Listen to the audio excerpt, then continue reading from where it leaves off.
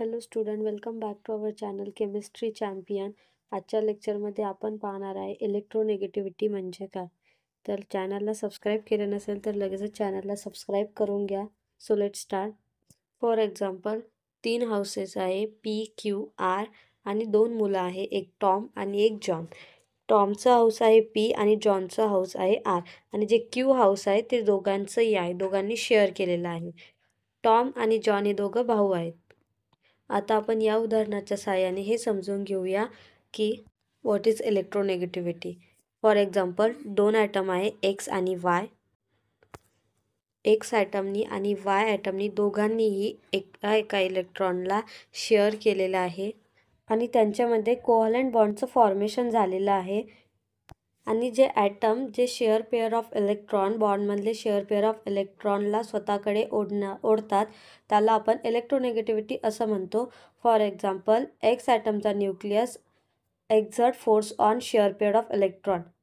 म्हणजेच काय, तर एक्स ॲटमचा न्यूक्लियस हा फोर्स अप्लाय करतो त्या शेअर पेअर ऑफ इलेक्ट्रॉनवर आणि त्याला स्वतःकडे खेचतो. तसेच वाय ॲटमचा न्यूक्लियस हा फोर्स अप्लाय करतो शेअर पेअर ऑफ इलेक्ट्रॉनवर आणि त्याला स्वतःकडे ओढतो. या ॲबिलिटीला आपण काय म्हणतो, ज्या ओढण्याच्या ॲबिलिटीला आपण काय म्हणतो, electronegativity. For example, definition of electronegativity.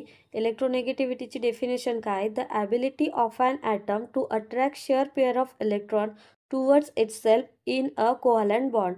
म्हणजेच काय, तर कोव्हॅलेंट बॉन्डमधले जे शेअर पेअर ऑफ इलेक्ट्रॉन आहे त्याला स्वतःकडे ओढण्याची जी ॲबिलिटी आहे त्या ॲबिलिटीला आपण इलेक्ट्रोनेगेटिव्हिटी असं म्हणतो. आता इथे एक क्वेश्चन आहे की मोर इलेक्ट्रोनेगेटिव्ह ॲटम कोणता आहे 2 ॲटमपैकी. The greater ability of attract share pair of electron. ज्याच्याकडे ग्रेटर ॲबिलिटी आहे शेअर पेअर ऑफ इलेक्ट्रॉनला अट्रॅक्ट करण्याची, तो मोर इलेक्ट्रोनेगेटिव्ह ॲटम आहे असं आपण म्हणू शकतो. फॉर एक्झाम्पल, एक हायड्रोजनचा ॲटम आहे आणि एक क्लोरीनचा ॲटम आहे. दोघांनीही त्यांच्या इलेक्ट्रॉनची शेअरिंग केली आणि त्यांच्यामध्ये बॉन्डचं फॉर्मेशन झालं.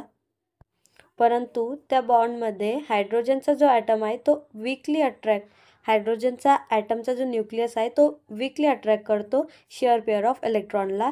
आणि क्लोरीन ॲटमचा जो न्यूक्लियस आहे तो स्ट्रॉंगली अट्रॅक्ट करतो शेअर पेअर ऑफ इलेक्ट्रॉनला. त्यामुळे क्लोरीन ॲटम जो आहे तो मोर इलेक्ट्रोनेगेटिव्ह आहे as compare to hydrogen atom. Chlorine ॲटमनी शेअर पेअर ऑफ इलेक्ट्रॉनला स्वतःकडे स्ट्रॉंगली अट्रॅक्ट केल्यामुळे त्याच्यावर नेगेटिव्ह पार्शियल चार्जचं फॉर्मेशन होतं आणि हायड्रोजन ॲटमवर पॉझिटिव्ह पार्शियल चार्जचं फॉर्मेशन होतं. यांनाच आपण पोलार बॉन्ड असंही म्हणतो, कारण की त्यामध्ये 2 पोल्स आहेत, एक पॉझिटिव्ह पोल्स आणि एक निगेटिव्ह पोल्स.